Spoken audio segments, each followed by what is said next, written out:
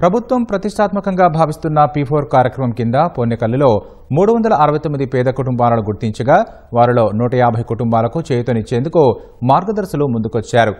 పైడిటా centre అధినేత ముప్పనేని కళ్యాణ్ 100 కుటుంబాలను, textiles యజమాని సూర్యప్రకాష్ 50 కుటుంబాలను ఆదుకునేందుకు ముందుకు రాగా సీఎం వారిని అభినందించారు. 2047 విజన్ బంగారు ఆంధ్రప్రదేశ్ ఏదైతే సార్ ఇందాక చెప్పారో దానికి ఈ P4 అనేది మేజర్ మైల్ స్టోన్, ఒక పెద్ద మైల్ స్టోన్ అవుద్ది. ఒక 5-10 సంవత్సరాల్లో ఈ P4 ప్రోగ్రామ్ మనం అందరం సక్సెస్ఫుల్ గా ఇంప్లిమెంట్ చేస్తే ఇది ఒక హార్వర్డ్, స్టాన్ఫర్డ్ లాంటి యూనివర్సిటీల్లో ఒక కేస్ స్టడీ అవుతుంది. ఇదందరూ మీరు గుర్తుపెట్టుకోండి. ఒక 5-7 సంవత్సరాల తర్వాత మళ్ళీ మాట్లాడుకుందాం. ఒక పెద్ద కేస్ స్టడీ అవుతుంది. ఈ కుటుంబాన్ని ఇంకా చాలా మందిని సార్ మేము ఒక అపాయింట్ చేసి మాత్రం ఒక సిఇఓని పెట్టి ఎంతమందిని మీరు చేయగలుగుతారు? ఈ ఊర్లో 306 మంది ఉన్నారు. ఈ ఊర్లో ఎంతమందిని మీరు అడాప్ట్ చేయగలుగుతారు?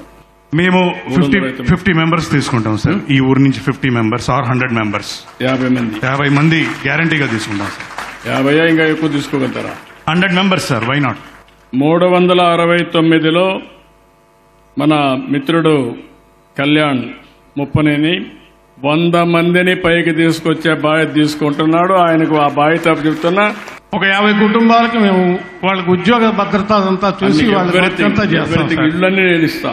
సరే సార్. నీళ్ళన్నీ నేను ఇస్తా, కరెంట్ నేను ఇస్తా.